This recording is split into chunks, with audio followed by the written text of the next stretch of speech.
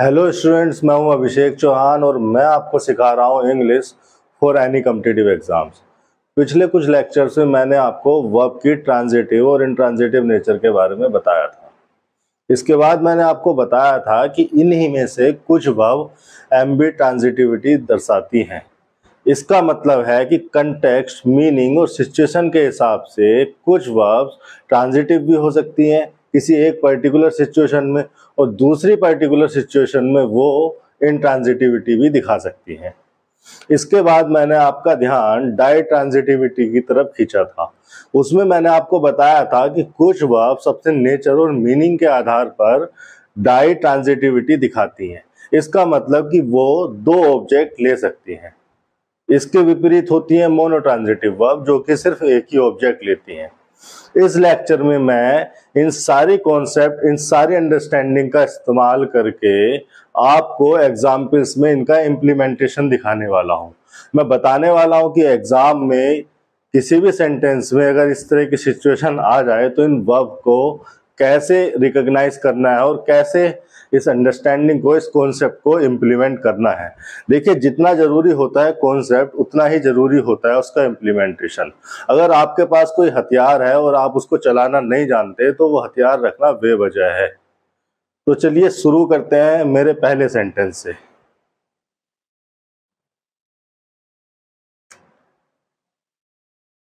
मैंने लिखा the government will discuss about the law।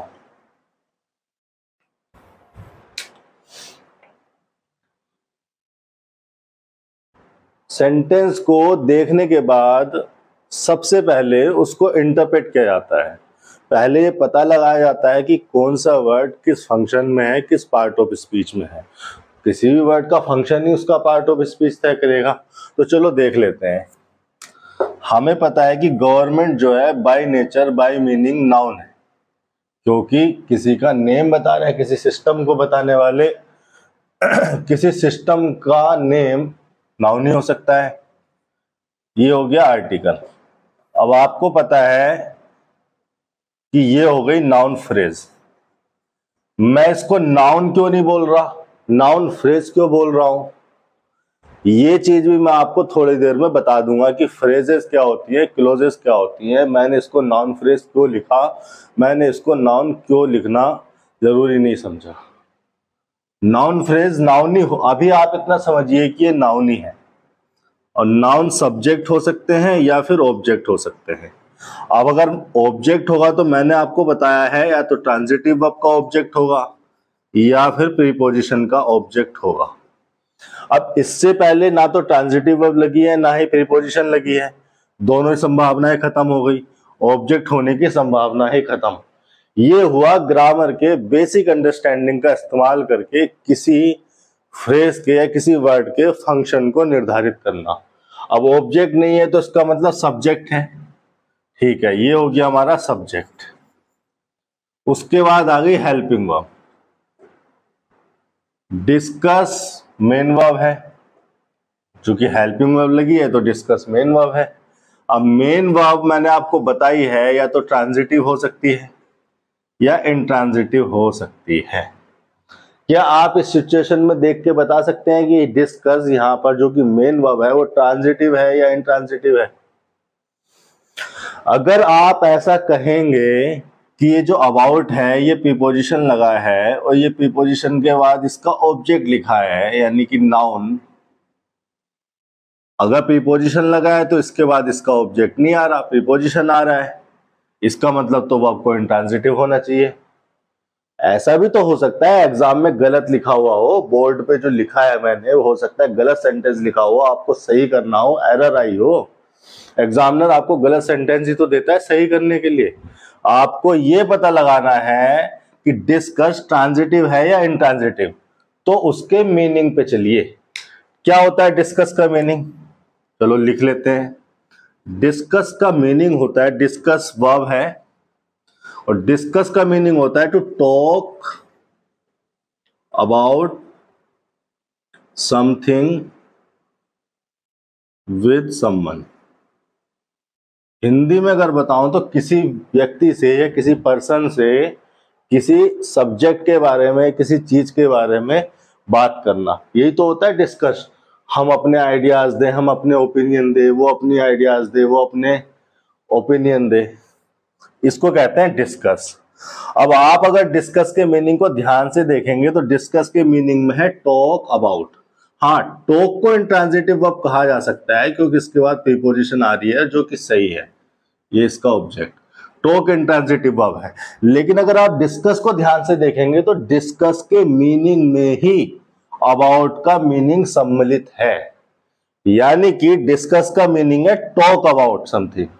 इसका मतलब है कि अबाउट जो प्रीपोजिशन है, इस प्रीपोजिशन का मीनिंग तो डिस्कस के मीनिंग में ही आ गया, डिस्कस के मीनिंग में ही वो सम्मिलित हो गया। अब डिस्कस को आपको ट्रांजिटिव वर्ब ही कहना पड़ेगा। ये ट्रांजिटिव वर्ब है, ये अपने बाद ऑब्जेक्ट लेती है। तो डिस्कस अगर ट्रांजिटिव वर्ब है तो वो अपने बाद ऑब्जेक्ट लेगी। अगर वो अपने बाद ऑब्जेक्ट लेगी तो ये हुआ इसका ऑब्जेक्ट। प्रीपोजिशन क्या कर रहा है फिर यहाँ पे, प्रीपोजिशन को हटाओ। इस तरह से एक वर्ब के मीनिंग का पता लगा के, उसकी सिचुएशन, उसके कंटेक्स्ट का पता लगा के हमने ये पता लगाया कि ये ट्रांजिटिव नेचर में है, ट्रांजिटिव मीनिंग में है। ट्रांजिटिव नेचर में है, ट्रांजिटिव मीनिंग में है तो अपने बाद ऑब्जेक्ट लेगी, तो यहां पर प्रीपोजिशन नहीं आएगी। इसी वर्ब के दूसरे एग्जाम्पल को मैं समझाता हूं। एक्चुअली में डिस्कस के साथ अबाउट लग के कई बार मैंने देखा है एग्जाम में एरर आती है, बच्चे भी कुछ गलती कर देते हैं। ऐसा होता क्यों है ये देख लेते हैं। मुझे इसको हटाना पड़ेगा। तो मैंने सेंटेंस लिखा, we have discussed about the effects of global warming on the planet Earth। दूसरा सेंटेंस मैंने लिखा, we have a discussion about the effects of global warming on the mother earth. आपको ये दोनों सेंटेंस सिमिलर लग रहे होंगे, लेकिन अगर आप ध्यान से देखेंगे तो इनमें कुछ डिफरेंसेस हैं। हाँ, यहाँ पे मैंने प्लेनेट कर दिया, यहाँ पे मदर कर दिया, इसके अलावा भी इनमें कुछ फर्क है। देख लेते हैं। सबसे पहले हम इसको इंटरप्रेट करेंगे, एक एक वर्ड की भूमिका तय करेंगे, उसका फंक्शन क्या है। इसी तरह से आप इंग्लिश के कॉन्सेप्ट को तैयार करना शुरू कीजिए। 100-200 सेंटेंस को आपने इस तरह से कर लिया इंग्लिश में, आपकी इंग्लिश तैयार। फिर तो आप देखते समझ जाया करोगे, एक एक चीज क्रिस्टल क्लियर होगी कि कौन सा वर्ड किस फंक्शन में है, किस भूमिका में है, उसका क्या पार्ट ऑफ स्पीच है, उसे किस तरह से बिहेव करना चाहिए। चलो देख लेते हैं। यहाँ पर ये आपको पता है प्रोनाउन है, मैंने आपको बताया है। तो प्रोनाउन सब्जेक्ट हो सकते हैं या ऑब्जेक्ट हो सकते हैं। ऑब्जेक्ट तो यहाँ होगा नहीं, क्योंकि ऑब्जेक्ट होता तो ट्रांजिटिव वर्ब का ऑब्जेक्ट होता या प्रीपोजिशन का ऑब्जेक्ट होता, और वो ट्रांजिटिव वर्ब और प्रीपोजिशन इसके आगे लिखी होती। एक चीज। दूसरी चीज ये कि जो प्रोनाउन है इनके सब्जेक्टिव और ऑब्जेक्टिव केस भैया अलग अलग होते हैं। इनको रिकॉग्नाइज करना आसान होता है क्योंकि ये लिमिटेड है, प्रोनाउन लिमिटेड है। उसके ऑब्जेक्टिव केस को देख के तुरंत पता लग जाता है ये ऑब्जेक्टिव केस में है। वी का ऑब्जेक्टिव केस आस होता है, सब्जेक्टिव केस होता है वी। तो जब वो ऑब्जेक्ट होगा तो वो ऑब्जेक्टिव केस में होगा, सब्जेक्ट होगा तो वो सब्जेक्टिव केस में होगा। यहाँ वो सब्जेक्ट है तभी वो सब्जेक्टिव केस में लिखा है। उसके बाद आ गई हैव। अब देखो हैव हेल्पिंग वर्ब है। कैसे पता चला हेल्पिंग वर्ब है? क्योंकि भैया आगे मेन वर्ब लिखी है। अगर मेन वर्ब लिखी है तो हैव इसकी हेल्प करने के लिए आई है। क्या हेल्प कर रही है? या एक तो इसका टेंस बता रही है, दूसरा वो इसकी स्टेट बता रही है। इसको परफेक्ट स्टेट में लाने के लिए हमें हैव लगाना पड़ा। ठीक है, डिस्कस्ड मेन वर्ब है। मैंने अभी आपको समझाया कि ये जो डिस्कस्ड है ये ट्रांजिटिव नेचर की वर्ब है। बाय मीनिंग, बाय नेचर ये ट्रांजिटिव है, और अगर ट्रांजिटिव है तो इसके बाद इसका ऑब्जेक्ट आएगा, ये लिखा हुआ है इसका ऑब्जेक्ट। अबाउट को आपको हटाना पड़ेगा, प्रीपोजिशन की जरूरत ही नहीं है। आगे देख लो, आगे लगा है ऑफ। प्रीपोजिशन अपने बाद अपना ऑब्जेक्ट लेती है, वो आती इसीलिए है। प्रीपोजिशन सेंटेंस में क्यों आती है? प्रीपोजिशन लगाई जाती है सेंटेंस में या सेंटेंस के किसी भाग से किसी नाउन या प्रोनाउन को जोड़ने के लिए। तो जिस नाउन प्रोनाउन को वो जोड़ती है सेंटेंस में या सेंटेंस के किसी भाग से, उसी नाउन प्रोनाउन को उसका ऑब्जेक्ट कहा जाता है। ठीक है, वहां प्रीपोजिशन उसका ऑब्जेक्ट हो गया, ये प्रीपोजिशन और ये इसका ऑब्जेक्ट हो गया यहां पर। ओके, अब ये देख लेते हैं, ये प्रोनाउन है, अभी मैंने आपको बताया ये सब्जेक्ट है। चीजों को दोबारा बताकर टाइम वेस्ट नहीं करना है। अब देखो यहां पर कुछ बच्चे हैव को देखते ही उनके मुंह से निकल पड़ता है कि सर हेल्पिंग वर्ब। या तो वो गलती करते हैं या वो जानते नहीं है, या उनके दिमाग में इतने सालों से रट रट कर भर चुका है, हैज हैव को देख के हेल्पिंग वर्ब बोल दो, is am are was were को देख के हेल्पिंग वर्ब बोल दो। ठीक है, जो भी है, मैं आपको यहाँ पे बता दूं, हैव यहाँ पर हेल्पिंग वर्ब नहीं है। हैव हेल्पिंग वर्ब तब होती ना भैया जब वो मेन वर्ब की हेल्प करने के लिए आई होती। आपको लग रहा है कि यहाँ पर कोई मेन वर्ब है, जब कोई मेन वर्ब है ही नहीं तो भैया आप इसको हेल्पिंग वर्ब कैसे कह दोगे? यहां अगर कोई मेन वर्ब होती तो हम कह देते कि ये हेल्पिंग वर्ब हो सकती है, क्योंकि ये उस मेन वर्ब की हेल्प करने के लिए आई होगी। जब मेन वर्ब ही नहीं है तो अब यही मेन वर्ब हो गई। बिना सेंटेंस, कोई भी सेंटेंस बिना मेन वर्ब के नहीं हो सकता। ठीक है, सब्जेक्ट मेन वर्ब।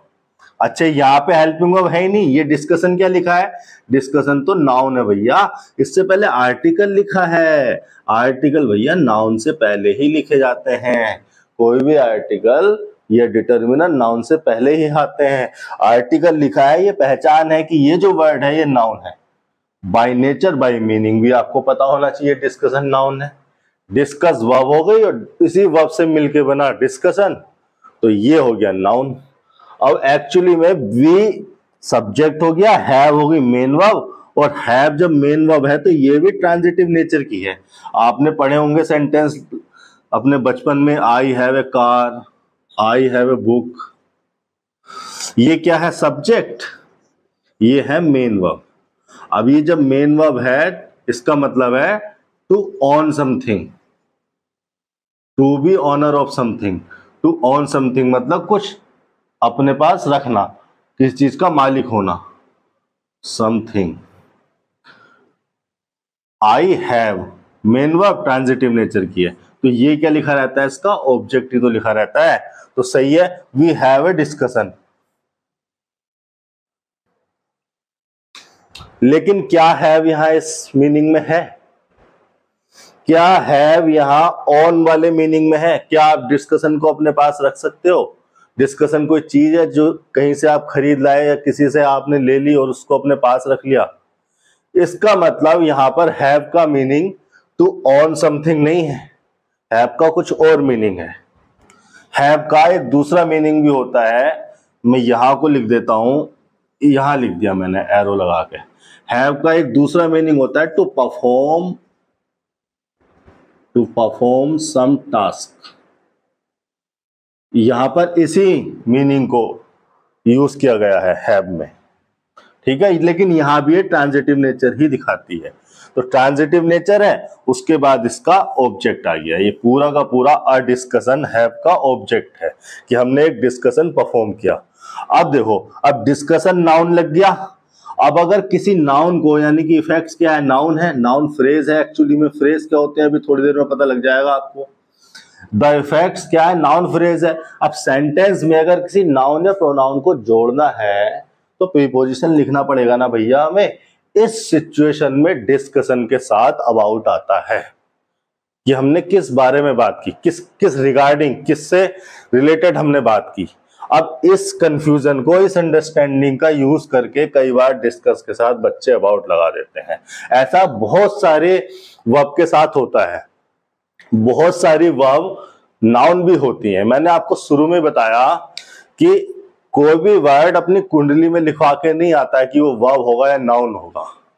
वो अपने फंक्शन के आधार पर किसी पर्टिकुलर पार्ट ऑफ स्पीच से रिलेट करता है। बहुत सारी वर्ब नाउन के फंक्शन में भी होती हैं, तो उनका पार्ट ऑफ स्पीच वर्ब भी होता है और नाउन भी होता है। जब वो नाउन होती हैं तब तो उनके साथ प्रीपोजिशन यूज होगा, लेकिन जब वो वर्ब होती हैं तो अगर वो ट्रांजिटिव है तो उनके पास सीधे ऑब्जेक्ट आएगा, जैसे कि यहां पर हो रहा है। अब देखो ये डिस्कशन एक नाउन है, अब अगर किसी नाउन को जोड़ना है तो यहां पर प्रीपोजिशन लगानी पड़ेगी ना। इस प्रीपोजिशन का ऑब्जेक्ट ही तो बना के लिखोगे इस इफेक्ट्स को, आगे सेंटेंस वैसा ही है। प्रीपोजिशन का ऑब्जेक्ट ये हो गया और ये हो गया ऑन प्रीपोजिशन, इसका ऑब्जेक्ट ये हो गया, ये नाउन फ्रेज। मेरे कहने का मतलब है कि ऐसे बहुत सारे वर्ड हो सकते हैं जो वर्ब भी हो नाउन भी हो। अगर नाउन होंगे तो आगे किसी दूसरे नाउन को जोड़ने के लिए प्रीपोजिशन लगानी पड़ेगी, लेकिन अगर वो वर्ब है तो अब भी दो सिचुएशन है। अगर वो वर्ब है तो वो ट्रांजिटिव भी हो सकती है, इंट्रांजिटिव भी।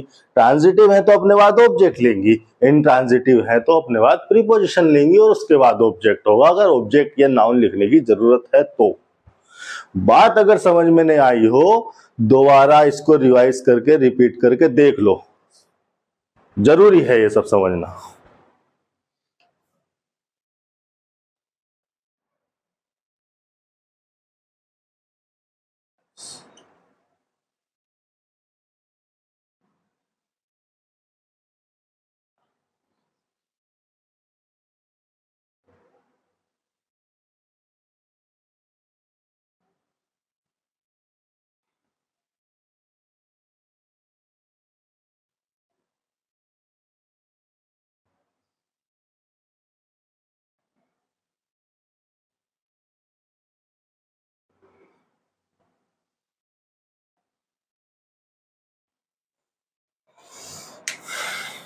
ये देखिए यहां पर मैंने एक ऐसी वर्ब को यूज किया है कंट्रोल, जो कि वर्ब के नेचर में भी है, वर्ब के फंक्शन में भी होती है, वर्ब के पार्ट ऑफ स्पीच में भी होती है और नाउन के पार्ट ऑफ स्पीच में भी होती है।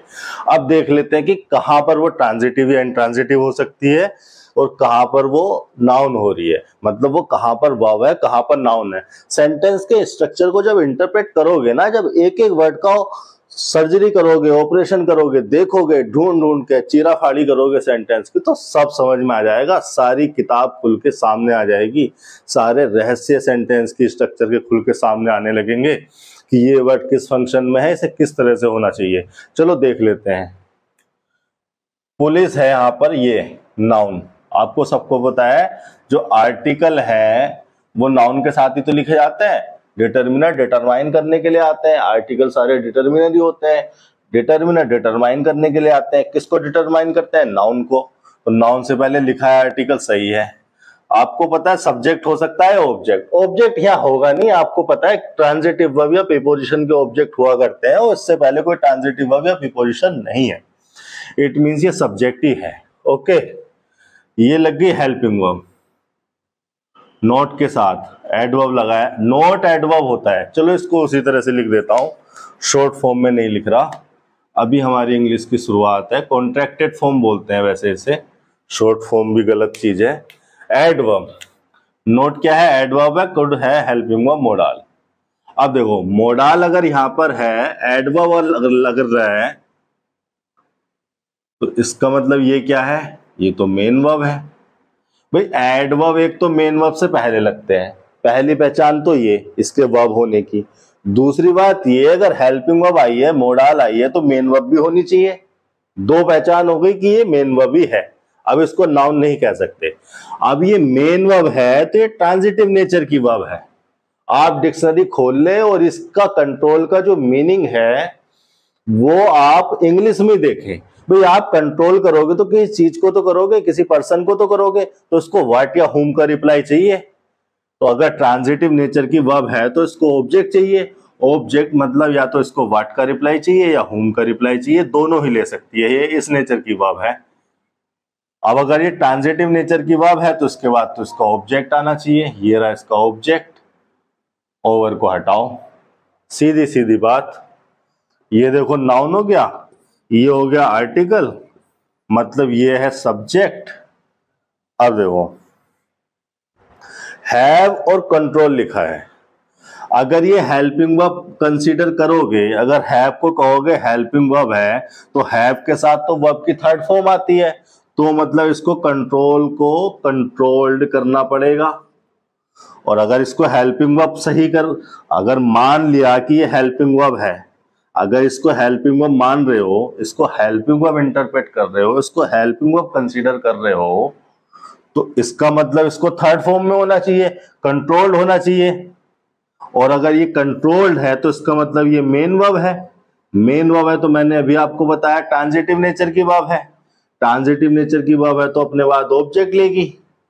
अगर ऑब्जेक्ट लेगी तो इसके बाद ओवर की जरूरत नहीं है, द मूव को ऐसे ही लिखो। एक तो ये सही हो गया। और अगर हैव को मेन वर्ब मानोगे टू ऑन समथिंग या टू परफॉर्म समथिंग वाले मीनिंग में, यानी कि हैव को मान रहे हो मेन वर्ब है, तो मेन वर्ब है तो ये अब ट्रांजिटिव नेचर की हो गई। तो अगर ये ट्रांजिटिव नेचर की हो गई तो ये हैव अपने बाद ऑब्जेक्ट लेगी, और इसका ऑब्जेक्ट हो गया क्या, कंट्रोल। यानी कि कंट्रोल यहां पे नाउन है। अब अगर ये नाउन है तो इसके बाद तो ऑब्जेक्ट ऑब्जेक्ट आने का कोई सीन नहीं, ट्रांजिटिव वर्ब का ऑब्जेक्ट होता है, नाउन का थोड़ी होता है। ठीक है, अब हमने हैव को मेन वर्ब मान लिया। हैव अगर मेन वर्ब है तो ये ट्रांजिटिव नेचर की वर्ब है। ट्रांजिटिव नेचर की वर्ब है तो ये अपने बाद ऑब्जेक्ट लेगी। अब इसका ऑब्जेक्ट होगा कोई नाउन। भाई अगर ये ऑब्जेक्ट लेगी और इसके बाद कंट्रोल लिखा है तो अब तो कंट्रोल को नाउन ही कंसीडर करना पड़ेगा ना, क्योंकि ऑब्जेक्ट तो कोई नाउन ही हो सकता है। अगर ये ट्रांजिटिव वर्ब है और यहाँ पर इसको ऑब्जेक्ट मान रहे हो तो अब तो इसको नाउन ही कंसीडर करना पड़ेगा। और अब अगर ये नाउन हो गया तो आगे किसी भी नाउन को लिखने के लिए हमें उसको प्रीपोजिशन से जोड़ना पड़ेगा, तो यहाँ पर प्रीपोजिशन जरूरी हो गई। तो ये दो स्ट्रक्चर हो सकते हैं।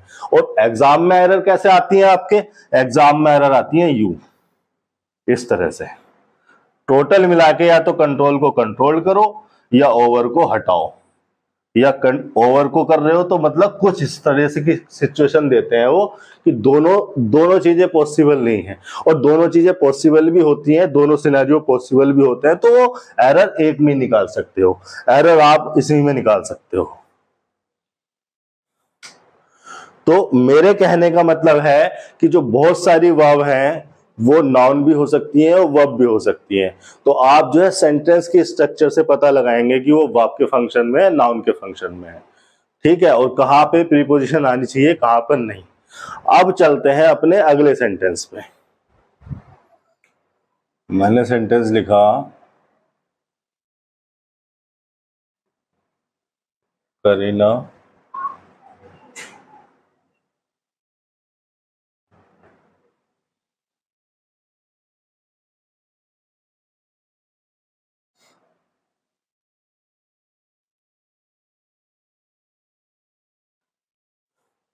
ऑप्शन लिख देता हूं मैं यहां पर। पहला हो गया रोज रोज, दूसरा ऑप्शन हो गया रोज रेज्ड, सी ऑप्शन हो गया रेज्ड रेज्ड, डी ऑप्शन हो गया रेज्ड रोज। देखो आपको ना पता हो तो मैं बता दूं कि ये दो अलग अलग वर्ब लिखी है मैंने ऑप्शन में, एक ही वर्ब नहीं है। चलो बता ही देता हूं। एक वर्ब लिखी है मैंने राइज, एक वर्ब लिखी है मैंने रेज। अब इसका मतलब समझ लेते हैं।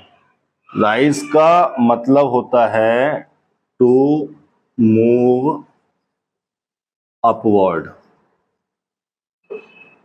टू मूव अपवर्ड मतलब ऊपर को उठना, या फिर टू स्टैंड आफ्टर सिटिंग, आप बैठे हुए हो बैठ के जब उठते हो। अब रेज का मतलब क्या होता है, रेज का मतलब होता है टू लिफ्ट समथिंग अप। आप इन दोनों वर्ब को देखकर बता सकते हैं कि इनका मीनिंग समझकर, इनका नेचर समझकर आप बता सकते हैं कि कौन सी वर्ब इंट्रांजिटिव है कौन सी वर्ब ट्रांजिटिव है। देखो राइज तो है इंट्रांजिटिव, टू मूव अपवर्ड खुद ही मूव हुआ ना, किसी चीज को, किसी थिंग को तो मूव नहीं किया, तो ये तो है इंट्रांजिटिव नेचर की वर्ब। रेज है ट्रांजिटिव नेचर की वर्ब। उसका मीनिंग देखिए, टू लिफ्ट समथिंग अप, तो जिस चीज को उठाया वही तो उसका ऑब्जेक्ट बनेगी। इट मींस ये ट्रांजिटिव नेचर की वर्ब है। अब आपने चलते हैं सेंटेंस पे। इतनी बात पता चल गई, इनका मीनिंग पता चल गया। इसकी सेकंड फॉर्म होती है रोज, ये सेकंड फॉर्म हो गई। थर्ड फॉर्म होती है राइजन, और इसकी second form raised, third form भी रेज्ड। इतनी बात जानने समझने के बाद चलते हैं अपने सेंटेंस पे। करीना तो हो गया सब्जेक्ट, यहाँ पे ऑब्जेक्ट का कोई काम नहीं होता। अब आपको पता है यहाँ पे फिल इन द ब्लैंक्स के बाद प्रीपोजिशन लिखा है, प्रीपोजिशन लिखा हुआ है और प्रीपोजिशन का ऑब्जेक्ट लिखा हुआ है। अब इसको तो हटा नहीं दोगे, यहीं पे कुछ भरना है। अगर यहाँ पे प्रीपोजिशन आ रहा है तो इसका मतलब यहाँ पे कोई इंट्रांजिटिव नेचर की वर्ब होगी। भाई अगर ट्रांजिटिव नेचर की वर्ब होती तो उसके बाद उसका ऑब्जेक्ट लिखा होता, प्रीपोजिशन थोड़ी लिखा होता। इट मींस यहाँ पे इंट्रांजिटिव नेचर की वर्ब होनी चाहिए। एंड कंजंक्शन लग गया। कंजंक्शन के बारे में कंजंक्शन चैप्टर में सीखेंगे, अभी वापस वर्ब पे आओ। अब देखो यहाँ पर क्या लिखा है, ये नाउन लगा है और ये लगा है डिटरमिनर, ये है नाउन फ्रेज। अब नाउन फ्रेज ऑब्जेक्ट हो सकते हैं, सब्जेक्ट भी हो सकते हैं, लेकिन सब्जेक्ट का यहाँ पे कोई काम नहीं। सेंटेंस की एक असर्टिव सेंटेंस की एक स्ट्रक्चर होती है, ऑब्जेक्ट ही है यहाँ पर तो ये। और अगर ये ऑब्जेक्ट है तो इसका मतलब यहाँ पे लिखे जाने वाली जो वर्ब होगी वो ट्रांजिटिव नेचर की होगी। ट्रांजिटिव नेचर की क्या है, रेज, तो यहां पर आ जाएगी रेज्ड। सेकंड फॉर्म यूज कर रहे हैं चारों ऑप्शन में। इंट्रांजिटिव नेचर की है राइज, तो यहां पे आ जाएगी रोज। कहाँ है वो ऑप्शन, ये रहा। तो इस तरह से सेंटेंस के इर्द गिर्द की चीजें, उसकी स्ट्रक्चर को पहचान कर आप पता लगाएंगे कि कहां पर कौन सी वर्ब फिट होनी है। इस तरह के सेंटेंस इंप्रूवमेंट में बहुत आते हैं, क्लोज टेस्ट में जरूर ऐसा कुछ आता है। क्लोज टेस्ट में मैं बार बार इन चीजों का इम्प्लीमेंटेशन देखता हूं, सेंटेंस इंप्रूवमेंट में ये आ जाता है, तो इसका ध्यान रखें। और अब चलते हैं हमारे नए कॉन्सेप्ट पर या नए एग्जाम्पल पर। मैं एग्जाम्पल्स के थ्रू आपके सारे कॉन्सेप्ट रिवाइज करवा रहा हूं, तो चलिए।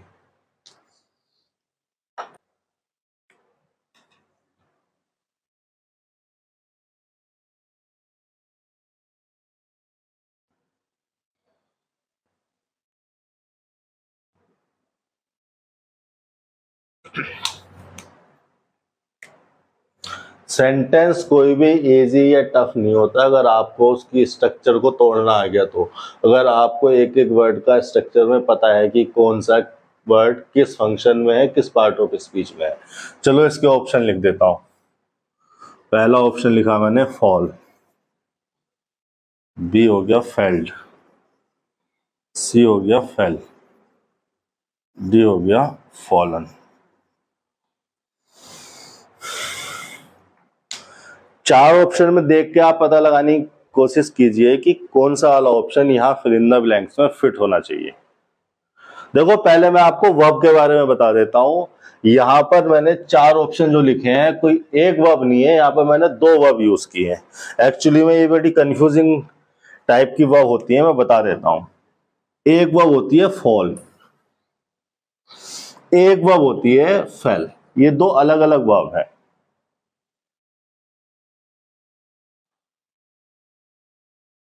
फॉल और फेल, यहां पर ए लगा हुआ है, यहां पर ई लगा हुआ है। फॉल का मतलब क्या होता है, फॉल का मतलब होता है to go down, go down to earth, to earth. या हिंदी वाले अगर समझना चाहें तो इसका मतलब होता है गिरना। और फॉल का मतलब क्या होता है, टू ब्रिंग समथिंग डाउन, मतलब गिराना। भाई to bring something down, something को अगर डाउन लाओगे तो गिराओगे, तो फॉल का मतलब होता है गिरना, खुद गिरना। फेल का मतलब होता है गिराना। आप किसी चीज को गिराओगे तो जिस चीज को गिराओगे वही उसका ऑब्जेक्ट बनेगी, मतलब ये है ट्रांजिटिव नेचर की वर्ब, ये है इनट्रांजिटिव नेचर की वर्ब। इसकी जो सेकंड फॉर्म होती है ना वो होती है फेल, इसकी जो थर्ड फॉर्म होती है वो होती है फॉलन, इसकी सेकंड फॉर्म होती है फेल्ड इसकी थर्ड फॉर्म भी फेल्ड ही होती है, ईडी ईडी। अब देखो इसकी जो फॉल की जो सेकंड फॉर्म है ना, वो फेल की फर्स्ट फॉर्म जैसी है। तो एग्जामिनर कई बार यहां पे कंफ्यूज करने की कोशिश करता है, तो इस कॉम्बिनेशन को जरा ध्यान में रखना कि कहां पर कौन सी वाली यूज हो रही है। चलो सेंटेंस पे वापस आते हैं। अगर हम इसका मीनिंग समझ गए तो आपको पता है यहां पर प्रीपोजिशन लगी हुई है, यहां तो कोई चेंज नहीं कर नहीं सकते हम, तो सिर्फ यहां पर कुछ रख सकते हैं। अगर ये प्रीपोजिशन है तो ये इसका ऑब्जेक्ट हो गया, ये एक प्रीपोजिशन है, ये इस प्रीपोजिशन का ऑब्जेक्ट हो गया। इतनी बात अगर क्लियर हो गई तो आपको इतना समझ आ गया होगा कि यहां पर कोई इंट्रांजिटिव वर्ब आनी है। तो फेल्ड वाले ऑप्शन को तो वैसे ही हटा दो, बचे अब तीन ऑप्शन। फेल को भी नहीं हटा सकते, हो सकता है सेकंड फॉर्म आ जाए, लेकिन हमें पता है कि यहां पर जो हैव है वो हेल्पिंग वर्ब के फंक्शन में है। हैव अगर हेल्पिंग वर्ब के फंक्शन में है तो यहां पर वर्ब की थर्ड फॉर्म होनी चाहिए, और ये भी फर्स्ट फॉर्म है, और ये भी फर्स्ट फॉर्म या सेकंड फॉर्म है, तो ये भी हट गई, यानी कि बची क्या, फॉलन। ये हमारा सही ऑप्शन हो गया। इस तरह से जो है कुछ वर्ब्स हो सकती हैं जो सिमिलर हो, एक जैसे नेचर की हो, तो आप इन्हें भी समझ लें, इन्हें भी जान लें। मैं कोई एक लेक्चर बना दूंगा जो इस तरह की वर्ब्स को इंक्लूड करेगा, जो कि कंफ्यूजिंग हो सकती है। चलते हैं फिर अगले सेंटेंस पर।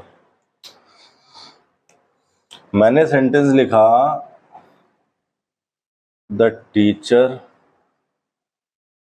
Asked me a question.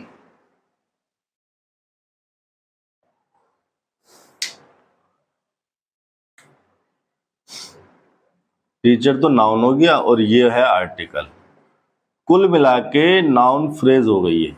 क्या होती है फ्रेज, क्या होती है नाउन फ्रेज, अभी पता लग जाएगा इस लेक्चर के बाद, वही लेक्चर है नाउन फ्रेज। अब ये सब्जेक्ट हो सकता है, ऑब्जेक्ट। ऑब्जेक्ट यहां होगा नहीं, मतलब यहां पे सब्जेक्ट ही है। ये क्या है, हेल्पिंग वर्ब तो है नहीं, मेन वर्ब भी है, सेकंड फॉर्म में लिखी है। अब ये जो मेन वर्ब है ये ट्रांजिटिव भी हो सकती है और इनट्रांजिटिव भी हो सकती है।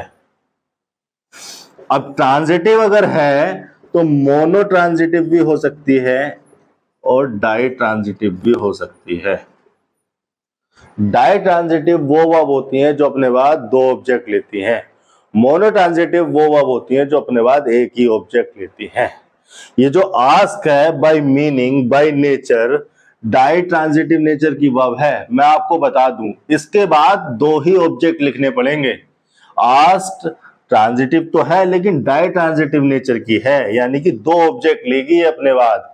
होम का रिप्लाई भी लेगी, किससे पूछा, और व्हाट का रिप्लाई भी लेगी, क्या पूछा, किससे पूछा और क्या पूछा, यानी कि ये दोनों ही इसके ऑब्जेक्ट हैं। इसको कहते हैं डायरेक्ट ऑब्जेक्ट, इसको कहते हैं इनडायरेक्ट ऑब्जेक्ट। लेकिन यही वर्ब अगर इस कॉम्बिनेशन में लिखी हुई आ जाए, यही वर्ब इस कॉम्बिनेशन में इस स्ट्रक्चर में लिखी हुई आ जाए, जैसे मैंने लिखा द टीचर, एरर इसी तरह से आती है लिख के, the teacher asked a question me. अब आपको पता है कि ये जो आस्क है ये डाई ट्रांजिटिव तो है, लेकिन तब जब स्ट्रक्चर इस तरह से लिखा हो, इस अरेंजमेंट में हो, यानी कि व्हाट का रिप्लाई यहां पे लिखा हो, होम का रिप्लाई पहले लिखा हो, यानी कि डायरेक्ट ऑब्जेक्ट बाद में लिखा हो, इनडायरेक्ट ऑब्जेक्ट पहले लिखा हो। लेकिन अगर हमने उल्टा कर दिया, डायरेक्ट ऑब्जेक्ट को यहां लिख दिया, तो अब ये डाई ट्रांजिटिव नहीं रही, अब ये मोनो ट्रांजिटिव वर्ब है। और अगर ये मोनो ट्रांजिटिव वर्ब है तो इसने अपना डायरेक्ट ऑब्जेक्ट तो ले लिया, लेकिन इसको लिखने के लिए हमें प्रीपोजिशन लगाना पड़ेगा, और प्रीपोजिशन यहां पर लगाएंगे फ्रॉम। कहां फ्रॉम लगाया जाता है, कहां टू लगाया जाता है, प्रीपोजिशन चैप्टर का कॉन्सेप्ट है, ये वहां सीखेंगे। फिलहाल आप इतना जानिए कि डाई ट्रांजिटिव वर्ब जो कि दो ऑब्जेक्ट ले सकती हैं, इस कॉम्बिनेशन के लिए डाई ट्रांजिटिव होती हैं, इस कॉम्बिनेशन के लिए वो मोनो ट्रांजिटिव ही रहेंगी। चलते हैं हमारे अगले सेंटेंस पर। बता देता हूं कि और बहुत सारी वर्ब होती हैं, जैसे गिव, सेंड डाई ट्रांजिटिव है, आस्क तो ये हो ही गई, राइट भी डाई ट्रांजिटिव नेचर में आ जाती है, और टेल, प्रॉमिस, बाई, etc। काफी सारी वर्ब है। मेरा काम यहाँ पर आपको 10, 20, 100, 50 वर्ब याद कराना नहीं है। मेरा काम है आपकी समझ को डेवलप करना, आपकी समझ बढ़ाना, ताकि आपके सामने अगर ऐसी कई सिचुएशन आए, कोई वर्ब अपने पास 2 ऑब्जेक्ट ले रही हो, तो आपको देखते ही उसको पकड़ में आए, आप देखते ही उसको समझ जाए कि ये तो डाई ट्रांजिटिव नेचर की है या हो सकती है, और आप अपना दिमाग लगाए वो पता लगाएं कि डाई ट्रांजिटिव है या नहीं है। अगर है तो 2 ऑब्जेक्ट लेगी, अगर नहीं है तो गलत लिखिए, उसको सही करो। ठीक है, अब अगले सेंटेंस पे चलते हैं। मैंने सेंटेंस लिखा, my mother cooked the food for us. दूसरा सेंटेंस मैंने लिखा, यूजुअली अ वूमन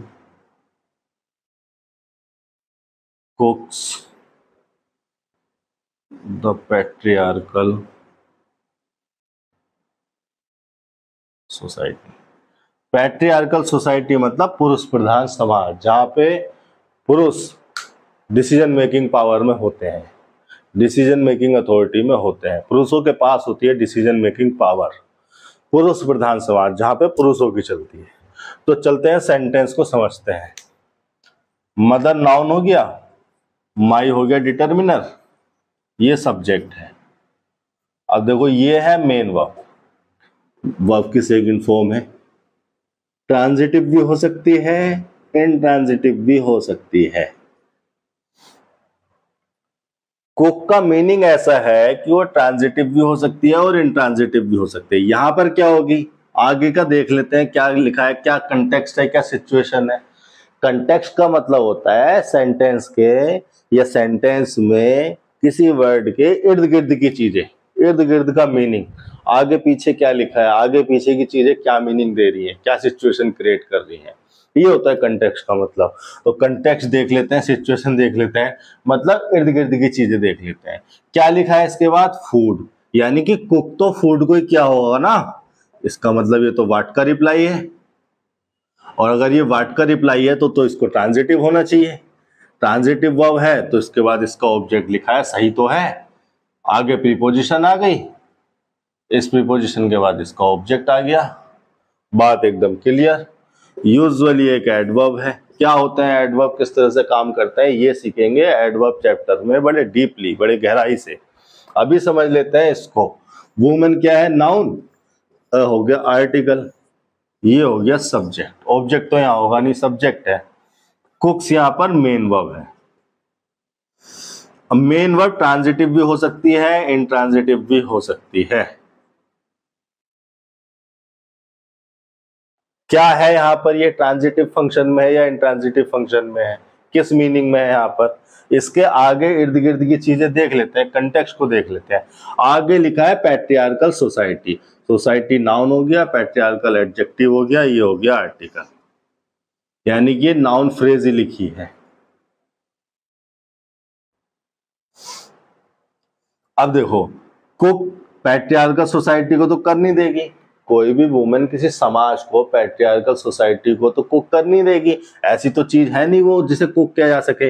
इसका मतलब इसका इफेक्ट उस पर ट्रांसफर तो होना नहीं है, इसको ट्रांजिटिव तो रहना नहीं है, इसको इंट्रांजिटिव होना चाहिए। अगर इसको इंट्रांजिटिव होना चाहिए तो ये अपने बाद ऑब्जेक्ट लेगी नहीं, अगर ये अपने बाद ऑब्जेक्ट नहीं लेगी तो इस नाउन को लिखने के लिए हमें यहाँ पे प्रीपोजिशन लगाना चाहिए। तो कहाँ है प्रीपोजिशन, नहीं है तो अपनी तरफ से लगा दो, ये रहा इन प्रीपोजिशन। इस तरह से कुछ वर्ब्स ट्रांजिटिव भी हो सकती हैं, इंट्रांजिटिव भी हो सकती हैं, अलग अलग सिचुएशन में। ऐसी वर्ब को मैंने बताया था, ऐसी वर्ब का नेचर होता है एम्बी ट्रांजिटिव। तो इन वर्ब को ध्यान में रखेंगे। अगर कोई भी वर्ब किसी एक सिचुएशन में आपको ट्रांजिटिव दिख जाती है, किसी दूसरे सेंटेंस में अगर वो इंट्रांजिटिव दिखती है, तो परेशान ना हो, समझ लें कि किस सिचुएशन में वो ट्रांजिटिव हो रही है, किस सिचुएशन में वो इंट्रांजिटिव हो रही है। ऐसी बहुत सारी वर्ड है। ये हो गया देखो, एक फ्लाई, स्टॉप हो गया, कुक अच्छा, कुक तो लिख दिया मैंने, प्ले हो गया, राइट हो गया, etc। काफी सारी वर्ब है, दो चार लिखवा भी दूंगा तो उससे कुछ हो नहीं जाएगा आपका। तमाम कितने सारे वर्ड हैं, कितनों को लिख लोगे, कितनों को याद कर लोगे, इन्हें पहचानना सीखो, समझना सीखो। चलते हैं अगले सेंटेंस पर। जैसे मैंने लिखा, the old man reads the newspaper daily. दूसरा सेंटेंस में मैंने लिखा, the old man reads in the morning. आपको पता है कि यहां पर एक वर्ब यूज हो रही है, रीड। ये मेन वर्ब है, ट्रांजिटिव भी हो सकती है, इंट्रांजिटिव भी हो सकती है। ट्रांजिटिव होगी तो उसके बाद उसका ऑब्जेक्ट आएगा। ऑब्जेक्ट क्या होगा? व्हाट का रिप्लाई होगा। पर्सन को तो पढ़े होगे नहीं, व्हाट का रिप्लाई लिखा है क्या? अगर व्हाट का रिप्लाई लिखा है, लगा के देख लो, रीड्स व्हाट, व्हाट का रिप्लाई मिल रहा है ना, न्यूज़पेपर, इसका मतलब ये इसका ऑब्जेक्ट है। अगर ये ऑब्जेक्ट तो ट्रांजिटिव नेचर की हो गई। अब यहां पर भी देखो सेम मेन वर्ब है, ट्रांजिटिव भी हो सकती है, इंट्रांजिटिव भी। देख लो क्या है आगे, कंटेक्स्ट क्या है, सिचुएशन क्या है। Reads in the morning, it means आगे कोई ऑब्जेक्ट नहीं है। ऑब्जेक्ट नहीं है तो या तो अपनी तरफ से लगाओ, या नहीं है तो इसको इंट्रांजिटिव कंसीडर करना पड़ेगा। कहने की बात यह है कि यहाँ पर ये इंट्रांजिटिव है और ये प्रीपोजिशन आ रहा है, इसके बाद इसका ऑब्जेक्ट लिखा है। तो इस तरह की होती है एम्बी ट्रांजिटिव वर्ब। वर्ब के नेचर को, फंक्शन को पहचानना सीखिए। किसी सेंटेंस की फंडामेंटल यूनिट होती है वर्ब। मैंने आपको शुरू में ही बता दिया। सेंटेंस के स्ट्रक्चर को बहुत हद तक प्रभावित करता है वर्ब। वर्ब किस नेचर की है, किस मीनिंग में यूज हो रही है, उससे तय होगा कि उसके आगे ऑब्जेक्ट लिखा जाएगा या कोई और वर्ड आ सकता है, या क्या सिचुएशन है, वो पैसिव में बन सकता है या नहीं बन सकता। तो इस तरह से सोचना सीखिए, समझना सीखिए, कुछ भी रट्टा मारने की, याद करने की जरूरत नहीं है। Thank you.